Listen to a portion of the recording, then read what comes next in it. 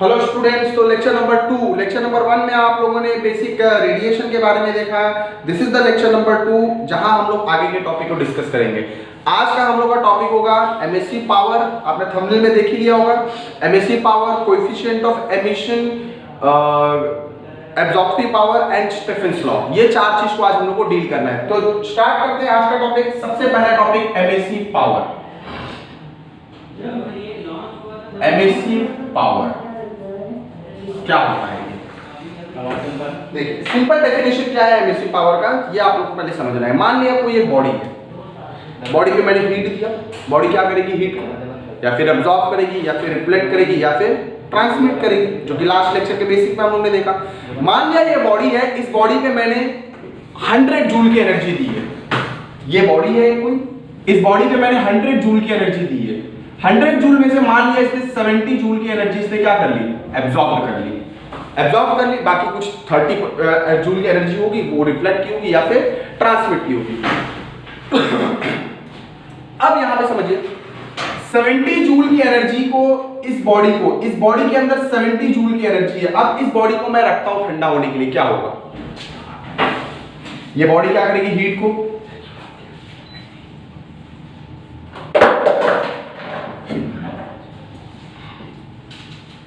Emit करेगी। तो ये जो बॉडी हीट को एमिट कर रही है कब? जब मैंने इसको क्या किया, इस बॉडी को हीट दिया, 70 जूल की एनर्जी इसने एब्जॉर्ब कर ली और इस बॉडी को मैंने रख दिया इसको ठंडा होने के लिए। दैट मींस उस टाइम पे होगा क्या? ये बॉडी क्या करेगी? हीट को एमिट करेगी। तो वो होता है हमेशा, उसके पावर को हम लोग क्या बोलते हैं? MSc power. ये बॉडी कितना अमाउंट ऑफ हीट एब्जॉर्ब की थी? 70। तो कितना हीट ये एमिट करेगी? जितना हीट उसने एब्जॉर्ब की थी। ठीक है, तो एमएससी पावर एक्चुअली में होता है, it may be defined as the amount of energy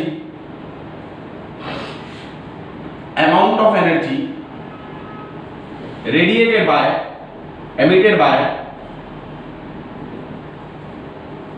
body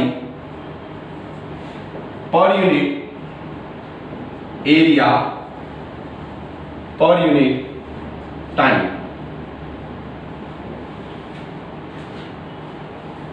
At particular temperature, at any temperature. ठीक है, okay. So this is what definition. क्या देखा हम लोगों ने? Amount of energy emitted by the body per unit area per unit amount of energy emitted by the body at a particular temperature per unit area per unit time. ठीक है, तो let suppose कर लेते हैं हम लोग Q क्या है? अमाउंट ऑफ एनर्जी क्या? Emitted by the body, emitted by body. T क्या है? Time interval. A क्या है? Area of body. ठीक है, मान लिया जाए इसको हम लोग E से डिनोट करते हैं। ठीक है, ये हम लोग किसके लिए देख रहे हैं? For perfectly black body. तो मैं लिख दूंगा it may be defined as the amount of energy emitted by the कौन सी body? By perfectly black body at a particular temperature at any temperature per unit area per unit time at same temperature. ये इसका perfect definition बन गया। ठीक है, now mathematically क्या लिख दूंगा मैं? मैथमेटिकली क्या लिख दूंगा? That is EB is equal to amount of energy emitted by the body per unit area per unit time, Q by 80। ठीक है, Q by 80 इसका हम लोग का फॉर्मूला बन गया। इसका यूनिट देखते हैं हम लोग। What about the unit and dimension? Unit क्या मिलेगा? Q का यूनिट क्या होता है? जूल। एरिया का unit metre square into second. Joule per second किसका यूनिट है? It is nothing but watt per metre square. Right है। अब हम लोग इसका डायमेंशन देखते हैं। डायमेंशन क्या हो जाएगा? EB का dimension will be your Q का डायमेंशन डिवाइड बाय एरिया का डायमेंशन इनटू टाइम का डायमेंशन। एनर्जी है, एनर्जी का m1 l2 t -2 area is L2 and time is T1। Combine करने पे L2 से L2 गया, ये ऊपर गया, M1 L0 T minus 3। This is dimension of emissive power. Okay, किस पे डिपेंड होता है? Depends, number 1 emissive power of body depends on, सबसे पहले किस पे डिपेंड होगा? ये डिपेंड करेगा कि nature of the body, body का नेचर कैसा है, मतलब बॉडी ने कितना हीट एब्जॉर्ब किया है, तभी तो डिपेंड करेगा वो कितना हीट रेडिएट करने वाली है। तो सबसे पहले it depends on number 1 nature of body. Second, ये डिपेंड करता है नेचर ऑफ द सराउंडिंग पे कि सराउंडिंग कैसा है। अगर मैं बॉडी को कहां रखता हूं हीट करने के लिए, ठंडा होने के लिए मैं धूप में रखता हूं तो वो कम अमाउंट ऑफ एनर्जी रेडिएट करेगी। लेकिन अगर मैं उसको एसी में रखता हूं, फ्रिज में रखता हूं तो वो ज्यादा अमाउंट ऑफ हीट रेडिएट करेगी। क्यों? बॉडी का टेम्परेचर और सराउंडिंग के टेम्परेचर में जितना डिफरेंस होगा उस पर डिपेंड करेगा कितना हीट एमिट करना है बॉडी को। तो second, it depends on nature of surrounding. Third, temperature of body. Fourth, temperature of surrounding. Temperature of surrounding and last one that is area of the body. Area of body.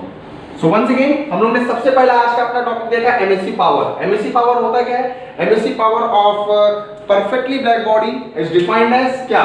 Amount of energy radiated by the body per unit area per unit time। amount of energy radiated by the body per unit area per unit time। EB is equal to Q by AT।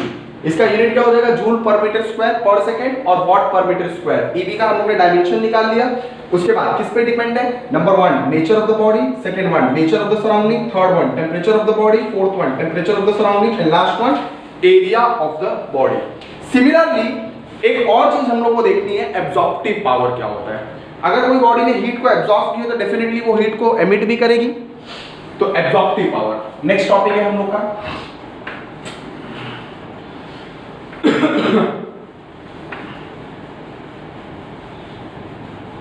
Absorptive power क्या होता है? देखिए,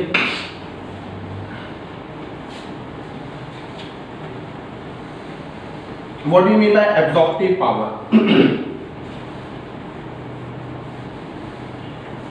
आइए समझते हैं।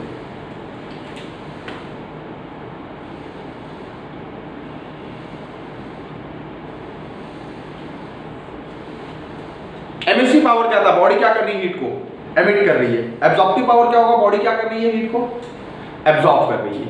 तो it may be defined as, definition क्या है? It may be defined as the amount of energy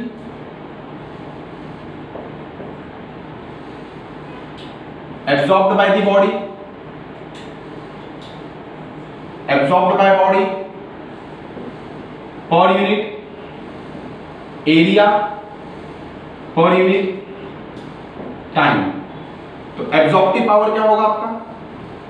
absorptive power Q by Q absorptive divide by AT। इसका भी यूनिट अगर मैं देखने जाऊं तो यूनिट क्या होगा बेटा आपका? Joule per metre square per second. और what I can say joule per second is nothing but watt per metre square. What about dimension? अगर मैं डायमेंशन देखूं तो क्या होगा dimension? M1 L0 T minus 3, same जो आया होगा इसके पहले। ओके, आगे देखते हैं हम लोग next topic that is coefficient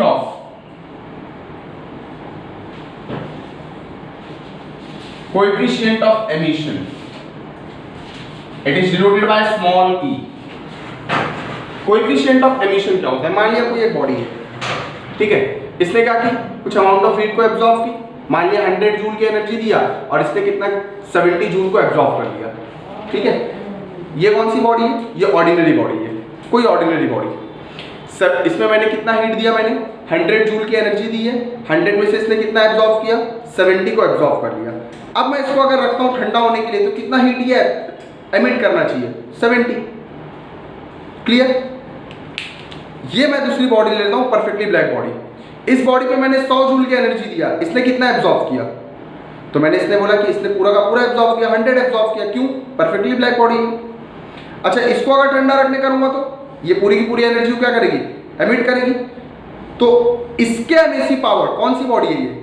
ordinary body. Ordinary body का एमएसी पावर और परफेक्टली ब्लैक बॉडी के एमएसी पावर के रेशियो को हम लोग क्या बोलते हैं?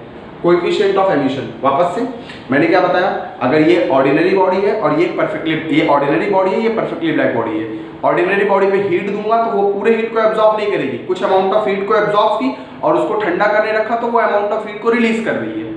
ये परफेक्टली ब्लैक बॉडी है, इसमें मैंने अमाउंट ऑफ हीट दिया तो इसने पूरी की पूरी हीट को एब्जॉर्ब कर लिया और जब ठंडा करने रखा तो ये पूरी हीट को क्या करेगी?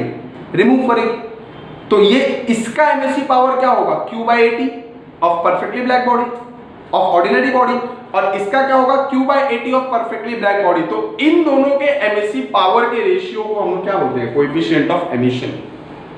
ठीक है, तो it may be defined as the ratio of, define as the ratio of MAC power of ordinary body to the MAC power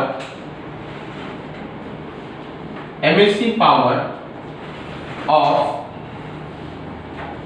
perfectly black body. It is denoted by MAC power of ordinary body at particular temperature, the MAC power of perfectly black body at the same temperature,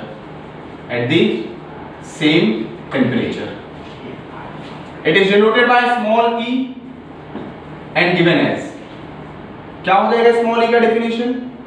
ordinary body to the perfectly black body, ordinary body to the perfectly black body, ordinary body to the perfectly black body for, देखो EV का E और EB दोनों का unit क्या होगा? Same होगा। अगर दोनों का यूनिट सेम है तो दोनों का रेशियो क्या हो जाएगा? कैंसिल हो जाएगा एक दूसरे को। तो सिंस इट इज रेशियो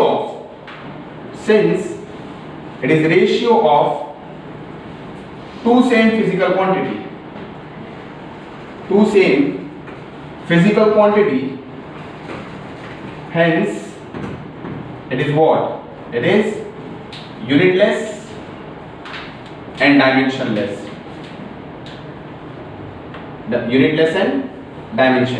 अच्छा, अब मैं देखो एमएसी पावर किसका? MAC power perfectly black body का किससे कंपेयर करेंगे? किसी भी बॉडी का MAC power perfectly black body से कंपेयर किया जाता है और उन दोनों के रेशियो को हम लोग क्या बोलते हैं? Coefficient of emission. अच्छा, अगर मैं पूछूं बताओ कोएफिशिएंट ऑफ एमिशन निकालना है किसका? परफेक्टली ब्लैक बॉडी का, तो किसको कंपेयर करोगे? परफेक्टली ब्लैक बॉडी को परफेक्टली ब्लैक बॉडी से कंपेयर करोगे तो आंसर क्या आएगा? EB upon EB, that is 1। तो for perfectly black body what is your E का value? It is equal to 1। For perfectly reflected body, perfectly reflected body, अगर body पूरी की पूरी रिफ्लेक्टेड होगी मतलब उसने कुछ एब्जॉर्ब भी नहीं किया तो एमिट क्या करेगी? कुछ नहीं। तो इसका मतलब अगर परफेक्टली रिफ्लेक्टेड बॉडी है तो उसके लिए क्या होता है? 0। कुछ एब्जॉर्ब भी नहीं किया तो एमिट भी नहीं करेगी, तो उसके E का वैल्यू रिफ्लेक्टेड बॉडी के लिए नहीं होगा, तो 0 divide by anything is 0। For ordinary body, अगर ऑर्डिनरी बॉडी है तो E का वैल्यू क्या होगा? 1 से कम होगा और 0 से क्या होगा? ज्यादा होगा। 0 और 1 के बीच में लाई करेगा। Okay, so next topic Stephens law.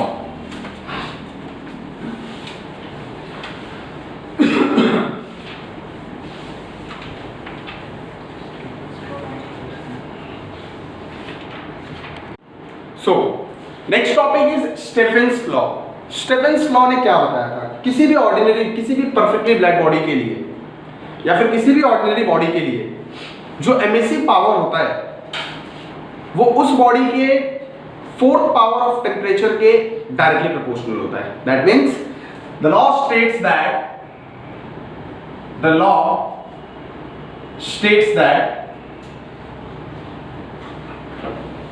MAC power of perfectly black body is directly proportional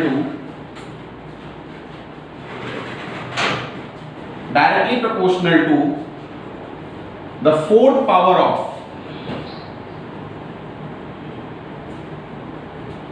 absolute temperature. Clear? ये इसका स्टेटमेंट था, ठीक है? Let Q is equal to amount of energy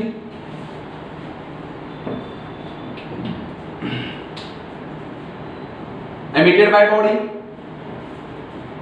A is equal to area of body, T is equal to time interval, EB is equal to MSC power of perfectly black body, ठीक है? T is equal to absolute temperature. तो mathematically इस law को लिखते हैं. Mathematically what I can write, क्या बोल रहा है? MSC power, that means EB of perfectly black body is directly proportional to fourth power of absolute temperature. Therefore we can write EB is equal to sigma into T raised to 4.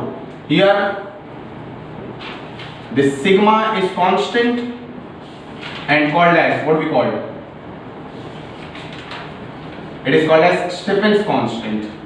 इसका fix value होता है बेटा 5.67 10 raised to minus 8. You have to remember 5.67 into 10 raised to minus 8 joule per meter square per second into Kelvin raised to 4. Okay? Now, but we know that EB का formula क्या था आपका? EB is equal to क्या होता है? Q by 80. तो ये चीज मैं यहाँ पे रख सकता हूँ. Therefore Q by 80 for the perfectly black body is equal to sigma into T raised to 4. Therefore Q by 80 is equal to sigma into T raised to 4 into A into T. ये आ गया आपका amount of heat radiated for perfectly black body. अच्छा, अगर यही चीज मैं ordinary body के लिए पूछूं तो आप कैसे लिखोगे? For ordinary body, क्या perfectly black body और ordinary body same है? Answer is no. Why? Because they don't absorb total amount of energy. अगर मेरी perfectly black body है तो पूरे हीट को absorb कर लेगी, लेकिन अगर ordinary body है तो पूरे हीट को absorb नहीं करेगी. अच्छा, तो हम लोग कैसे मालूम पड़ा? हम लोग को पता है E का formula. E is equal to क्या होता है? E upon EB. So we can write EB is equal to क्या लिख सकते हैं? E upon E. अगर ये चीज उठा के मैं इस इक्वेशन में रख दूं तो we can write E upon E is equal to sigma into T raised to 4. तो for ordinary body E into sigma into T raised to 4. This is for ordinary body. But हम लोग को एक चीज और पता है, E is equal to क्या होता है? Q by 80. अगर ये चीज रख दूंगा तो Q by 80 is equal to E into sigma into T raised to 4. Therefore Q is equal to E into sigma into T raised to 4 into 80. This is for ordinary body. ये formula किसका है? For perfectly black body. ये formula किसके लिए? For perfectly black body. ये formula किसके लिए आया हम लोग का? For ordinary body. ये फॉर्मूला किसके लिए आया? For ordinary body. एक चीज इसमें और पूछता है कभी कभार, रेट्स निकालने के लिए. Find the rate of emission. तो रेट कैसे निकालेंगे आप? Rate to find rate. इसके पहले हम लोग देख लेते हैं. If external temperature is given, surrounding temperature is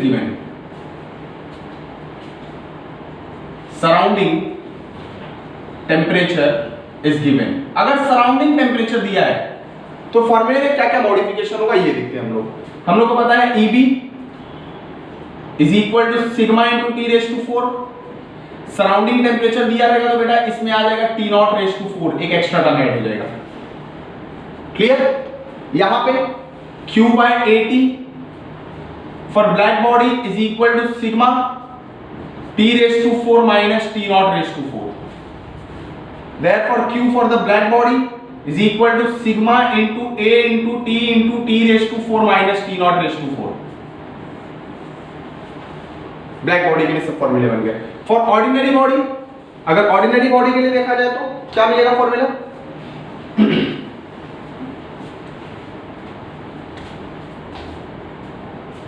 for ordinary body what we have, E naught is equal to sigma into E into T raised to 4 minus T naught raised to 4, where T naught is what? It's a surrounding temperature.